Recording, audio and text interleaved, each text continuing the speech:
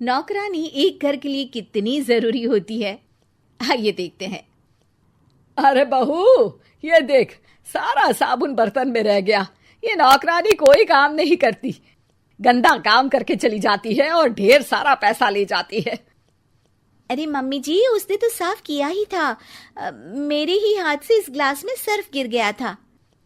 अरे बस कर झूठी, उसे बचाने के लिए सारी जुगत लगा ले, लेकिन मैं तो इसे निकाल कर ही रहूंगी। हमारे जमाने में ना कोई नौकरानी थी और ना ही ये चिकने बर्तन।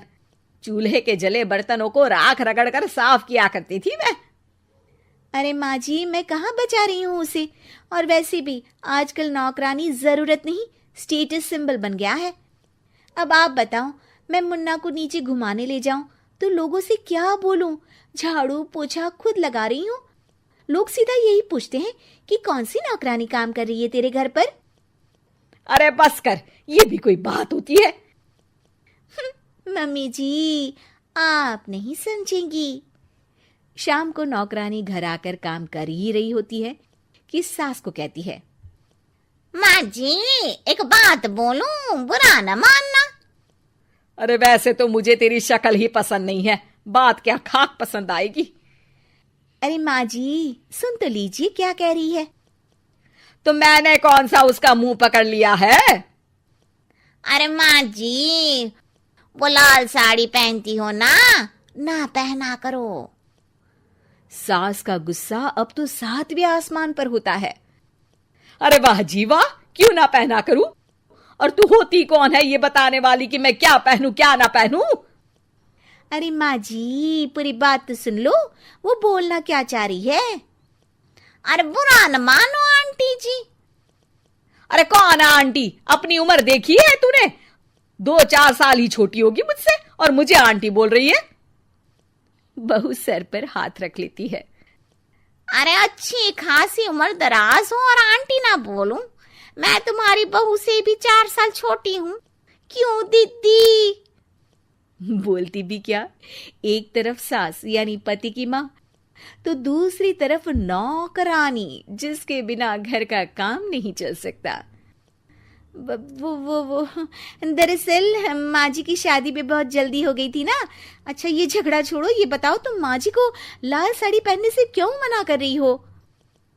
वो ना, इनकी उम्र की सारी औरतें सोसाइटी में इनके लिए बात करती हैं कि तुम्हारी सास बुढ़ी घोड़ी लाल लगाम है। बहू को ये सुनकर गुस्सा आ जाता है। अरे वाह वाह, कौन बोलता है जी? खुद क्या है यहाँ की औरतें, बाल सफेद लेकिन टाइट जींस और कोई कुछ भी पहने। अरे पहनना हमारा निजी हक है, किसी को कुछ हक नहीं बनता कि वो मेरी सास के लिए कुछ बोले। मैं आज ही जाकर माँ जी के लिए लाल जींस लेकर आऊंगी, फिर देखो कोई क्या बोलता है। अरे चुप लाल जींस।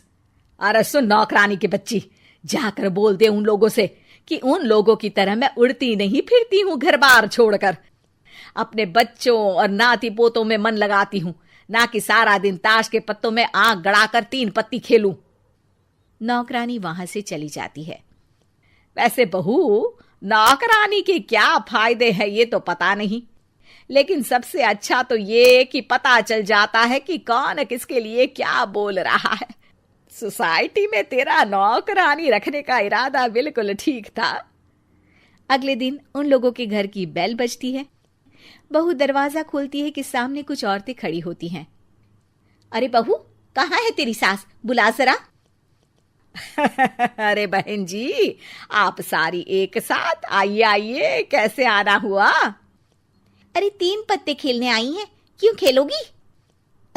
क्यों नहीं, वैसे भी बड़े दिन हो गए, एंटरटेनमेंट हुआ नहीं। बहू जा जाकर पकोड़े तो बना ला। अरे बस करिए, आगे कुछ पीछे कुछ। वैसे तो कहती है कि परिवार पर ध्यान देती है, हमारी तरह 3 पत्तियां नहीं खेलती। हमने कौन सा परिवार छोड़ दिया? सास सक पका जाती है। अब ये किसने कहा?